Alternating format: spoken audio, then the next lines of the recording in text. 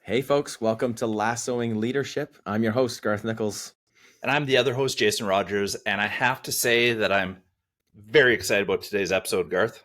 Yeah, I am too, but I think we've been on a bit of a roll with our podcast so far, Jason. So I'm feeling good about this one too. Yeah, a little bit like the Richmond Greyhounds in episode 8. We'll never have Paris. They're on a bit of a roll as well, if you can recall. Yeah, but you know what? I think that we should just take a moment. I realized we haven't reintroduced ourselves to our listeners in season 3. So, Jason, where are you calling in from? Yeah, that's awfully rude of us, isn't it? I mean, we have picked up quite a few listeners from around the world, and they might not have a clue who we are. So Yeah. I'm here at Rundle. Rundle's a school in Calgary. It's an independent school, has 3 distinct programs: college, academy, and studio, really 3 schools in one. College is fairly typical university preparatory program. The academy is for students with learning disabilities, and the studio is North America's first real school in the cloud for the neurally diverse students. And we spent a little bit of time in the metaverse there. Pretty wild program. And it's my honor to serve as head of school for all 3 of these amazing programs. What about you, Garth? Tell them a little bit about your background. Yeah, I'm vice principal at Haverhill College. It's an all-girls independent school in Midtown Toronto. I oversee our global ed department, our innovation hub, HCX, do a bunch of other things too around co-curriculars and truth and reconciliation. I've been here for around 8 years, so I teach, I coach softball, and longtime listeners will know I also coach and love basketball. But enough about us, Jason, because we have another introduction to do. And this is why I'm excited to see you, Garth, every week. This is a highlight. But today we are inviting Phoebe Trotman to our conversation. Phoebe is amazing, and we can't wait for our listeners to get to know her better. And we met her through our good friend, listener, and guest, Virgil Hill. Phoebe and us, I guess, together, we all met in Vancouver when we recorded our live podcast at the NACE National Leaders Conference, where Phoebe was taking part on a panel discussion. Phoebe, a former professional soccer or football player, however you take it, and now a 2-time published author. Her latest is Never Quit on a Bad Day, inspiring stories of resilience, accomplished athletes with an all-star lineup of amazing athletes sharing powerful stories and lessons. None of us can wait to give this book a read, and I hope our listeners pick it up as well. Phoebe, we're leaving a ton out of this introduction. So can you please jump in and help me out a little bit and tell our listeners just a little bit about who you are? Absolutely. Well, first and foremost, though, Jason and Garth, thank you for having me on the show. I've been listening. It was great to meet you guys in person when you're here in Vancouver, and I love what you're doing with the podcast. So it really is an honor to be here with you guys this morning. I was looking forward to it all weekend. That's high praise, Phoebe, because I know that you've been on a few podcasts before. So thank you again for being here. But tell our listeners about yourself. For sure. So thank you again for the opportunity just to be here on here and share. And so, my name's Phoebe. I am a retired professional soccer player. I've had the extreme fortune, and I'm just grateful. I've played on a lot of high level teams and had a lot of success on a team level, winning national championships at pretty much every level, as well as personal accolades, which has been really just amazing. It's been an incredible journey, incredible career. It wasn't always smooth sailing. I always like people to understand that. A lot of work, a lot of effort, a lot of disappointment, and really pushing through those hard days are why I was able to have a lot of the good days. Right now, I get the privilege to serve as the head coach in Coquitlam Metro Forward with the initiation program. So it's a program for children, little ones, 3 to 7, to introduce them to the game of soccer and just physical literacy. And I am a speaker, a trainer, coach, as well as you guys mentioned, the author of the Never Quit on a Bad Day book series. And I'm so excited for the next one that just came out. So super excited to get this out there with jam-packed with incredible athletes who have just made tremendous success in their own careers, if you will, and they're sharing a lot of powerful lessons. That's awesome, Phoebe. I was just going to say the book is interactive too. Tell us a little bit about that. It is, yeah. So one of my goals is really to just help and encourage and inspire people. And so the way the book's set up, it's a collection of short stories. Again, the lineup of athletes are just top notch, like athletes who have created a lot of success and have had incredible athletic careers. And so the book is a collection of their short stories. And at the end of every chapter, there's a section called Reflections on Resilience. And I tell people you want to read this book with a pen in hand, because the Reflections on Resilience section is really for that reader to reflect on their own journey journey. We talk about a lesson that they can pull out of that story to apply to their own life. And it isn't a book for athletes. Like, yes, it is a book for athletes, I should say, but it isn't a book just for athletes, because it's really the mindset of a champion. And I believe we're all champions in our own journey. And it's so, how do you get a little bit of that insight into the mindset of a champion that you can apply to your own life? And then also I say, read the book with your phone, because there's a QR code at the end of every chapter that you can scan, and it takes you to a short message of encouragement from that athlete. And so, What? yeah, That's so it's cool. really cool. And one of the athletes Awesome. you guys met too, Donovan Bailey, is sharing a story in the book as well. So, Donovan Bailey, I love it. Oh, wow. Okay, Phoebe, thank you for filling in all of those blanks. There's so much more to learn from you. And I think we'll learn a little bit on this show, but we really do hope our listeners continue to learn from and with you along this journey. Yeah, thanks so much. That sounds amazing. So let's jump in. Let's get to this episode summary. Jason, why don't you take this one? Sure. And Garth, I have to say, watching this season back, I've started to like season 3 more and more and more. And I encourage our listeners to come back to many of these episodes, because I think the second time through really does bring a lot of richness to the writing. So let's get into it. Ted hosts Dr. Jacob and his ex-wife, Michelle, in Richmond, talk about awkward, and watches Henry as he struggles to cope with, Michelle and Dr. Jacob's relationship. The Diamond Dogs return and attempt to help Ted with his quandary. And that's one of my favorite parts of the show, is really that kind of male support group that happens in the locker room. Nate too is being so vulnerable with Jade. I haven't been the biggest fan of Nate throughout all of this, but he starts to come back, in this episode. And despite not being able to name their relationship, they're still working through it. And it's just really great to watch. Meanwhile, an online leak poses major trouble for Keely and her past with Jamie. And it's super interesting to see how her and Jack talk through this media leak and what it does for their relationship, and exposes, the strengths and weaknesses in it. And despite the team's massive success, Ted and the players face unexpected turns, prompting reflection on past decisions and their implications for leadership and for the future. And it starts to build. We're getting close to the series finale here. Yeah, nicely done, Jason. Thanks, Garth. Thank you. I want to highlight a couple things, because within that, I think we got to pull out a couple nuances of like real moments of turning, where the professional and personal lives intersect in not too healthy ways. Like, for example, when Isaac McAdoo, the captain, takes Colin's phone and inadvertently discovers Colin is gay. This is another big moment for the two of them and for the team. That's another huge storyline that's coming. Jack and Keely, too, find themselves at crossroads between their personal and professional lives. Super interesting. And then we also have something taking on which impacts Nate, which is when Ted takes Henry to West Ham and sees Nate.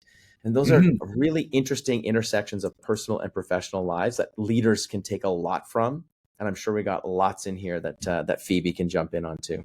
You're right, Garth. And I think like in education leadership in particular, we're principals of schools, vice principals of schools, and we are in the community with our families, or our kids often even attend our own schools. And there's that real intersection of personal and professional that it's not easy to manage. And I think it's worth contemplating about. And really this episode drills down on that. What happens when your worlds collide, as was brought up in a Seinfeld episode how many years ago.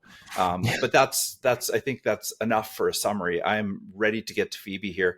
Phoebe, we're both dying to know. We always do favorite character. Yeah. So Phoebe, let us have it. Who's your favorite character in this episode, and why?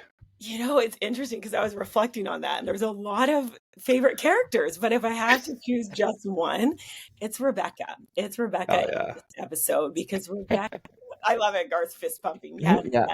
Yeah. Rebecca is such a calming presence. Like there's storms in this episode. It's a very stormy episode where Keely's going through a challenging time. Ted's going through a challenging time. And Rebecca is just the calm in the storm. Like that's what I like to call her. She's that rock. She's that foundation. And the 3 instances that really stand out for me is, number one, when Ted goes to her, like he's just spinning out of control, and he's like, I need a private eye. I need you to look into what's going on. And, she tries to redirect him. She does her best to kind of say, I don't know if you want to go down this path. But then finally, she just gives him that yes that he needs in that moment so that he can sort of refocus and regroup and go forward with, if you will, on his day. Second time she shows up super big for Keely when Keely's going through her challenging time. And she's just there as, to shed a little bit of perspective on the situation. She reframes the situation. She adds humor to the situation, again, because they have such a solid relationship. And I love how she just says, is there anything I can do to help? She knows it's a tough time. She's just there to provide, again, that calming presence. And I just think it's such a beautiful moment in terms of how she's able to be there for Keely, and even to just help Keely realize, like, let's go back to Jack. Ask Jack that question. Let's not go down this road of Jack's pushing you in this direction. Maybe let's ask Jack her thought process on it. And I thought that was just such a beautiful scene. And then the third way, again, that she just, again, is just that calm is when she does have the results from this, private eye, instead of giving Ted that information, she refocuses him on what's so important, which is that present moment with Henry, because she can hear the music in the background. Yes. She knows that we all go through challenging times, but how do we, in those challenges, find the beautiful moment? And she refocuses and reframes, and we don't even get the answer. Like, she doesn't give Ted the answer on that phone call. She really just helps redirect his attention to what he can control. And so oftentimes in challenging situations, we want to grasp onto all this extra stuff that really is out of our control. And so how do we focus on what we can control, and how do we sit in the present and just the beautiful moments? Because, I always do these like what if, and I think in this situation, what if Rebecca wasn't the calm in the storm? What if she was that one who added fuel to the fire? Can you imagine like how different? And I think as leaders, it's so important to be that calming presence and not add fuel to that fire, because this whole episode and life in general can go a lot of different ways when we don't take that moment to really reframe, shed perspective, and really be that calm. So Rebecca, Phoebe, in this, she's solid all the time, but she just out of the mark in this episode. I love that last thing that you said. What if she wasn't? Because Rebecca in season 1, episodes 1 to 6 would have probably been like, you hire that private eye, you go after them. And he shows her growth. Thank you so much. Absolutely. Like showing up calm in the storm, perspective seeker, bringing humor, love, curiosity. She gets people to focus on the why. Brilliant. Phoebe. And Garth and Phoebe, she went from, you're right, Garth, she went from bad boss to best boss. And I wonder if this is not Ted's influence. Like Hal Hannaford, who was on our show not long ago, he talks a lot about bossing your boss. But I think Ted, in a subtle way, has shown Rebecca how to lead. And this is like a pinnacle moment for her where she's giving back to Ted. And exactly that moment where she says, hang up the phone and get over there and sing with your son is a give me chills moment. Like that is a great moment for everybody. And I think that's why I just love this moment so much in Rebecca in this, because of when you see her in the first season, she's the one who's all riled up and Ted's adding that. And it just shows in life how we grow so much and that we all need those calming people, because sometimes we're going to be the ones in the storm. And even though we might, when it's someone else, we're able to shed that insight. Sometimes we as leaders, we need those people who can shed that, switch that perspective, because we're caught up in that storm, because we're all going to go through it. Nailed it, Phoebe. Garth, curious, I'm going to bounce to you now. Tell me about your favorite character in this episode. There's lots to choose from. There is a lot to choose from. I love how Phoebe framed this. There's lots of storms in here. For me, it was very difficult, but I think it's got to be Jamie Tart. I mean, no doubt. Yeah, he stands up bravely in the locker room amongst his teammates. And this reflects his sort of outstanding journey to maturity about what's important in life and in relationships. And Jamie's come full circle, because when he stands up in the locker room, it's Sam Obisanya who agrees with Jamie. He's like, yes, what Jamie said. Then he comes to Keely's place. He apologizes. And not only does he apologize, he takes responsibility. And when Keely says, no, it's not your fault, he says, no, this is what I did. It was stupid. And I should have been more careful. He acknowledges his feelings of anger and jealousy. And I think his speech, and we've talked about this in past episodes too, this is an absolute gem on how to apologize and how to get and how to receive an apology as well. So yeah, for me, I thought it was that moment was really touching. That whole piece. I do think this show handled social media really, really well, presenting all the sides. But ultimately, it's Jamie's voice and his leadership that comes through. Jason, what about you? For me, Garth, it is Roy Kent's co-coach No, Beard. no. I'm switching it up. I couldn't get away from him in this episode. Beard legitimately wins the day in this show above and beyond all else. The moment when Ted, Henry, and Beard are at West Ham game, and then they go for a drink at the pub afterwards, just absolute pure magic as to how to be a good friend and partner. You might remember it, but when they're at the pub, and Phoebe, you mentioned it briefly there too, Ted steps away to take a call from Rebecca. It's a very serious call they're on, and a busker drops into a rousing edition of Hey Jude. And Coach steals the moment and tells Henry about the origins of the iconic song, all the while relating to Henry on a deep personal level. And he takes this moment to lift Henry's spirits, and there's a sing-along moment, the Hey Jude moment.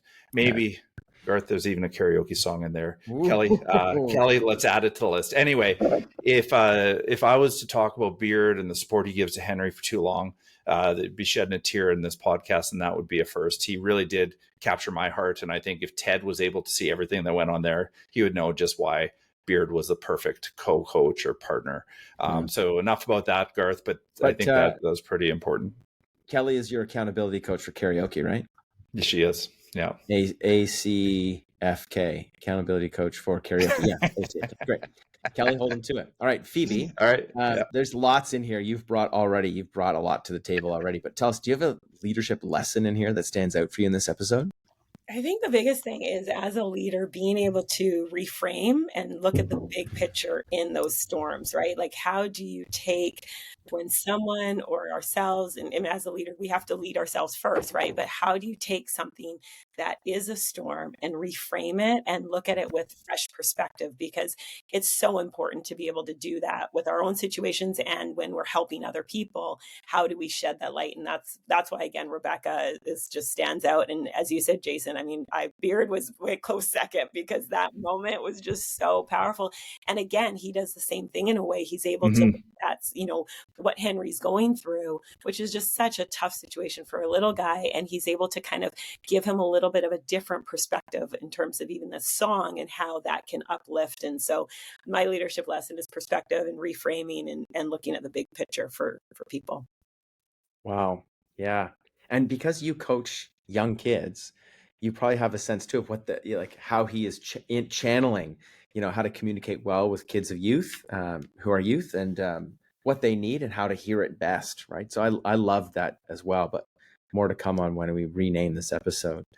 Yeah, that was great. Jason, do you have a leadership lesson for us? Yeah, I think it's a brief one, but I absolutely love Higgins' advice to Ted. He says you better find out before you flip out. It comes back to the whole Covey, seek first to understand principle, and I think sometimes we forget this. It's such an important leadership principle in all of our roles. I mean, how many times in our jobs do we build a story?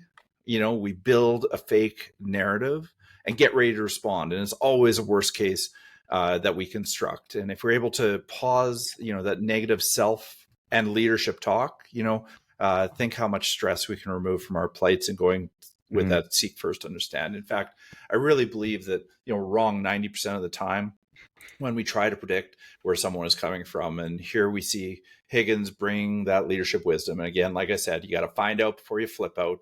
And I think it's just an amazing leadership lesson that we need to keep reminding ourselves. I think it makes our lives a lot better. Nice.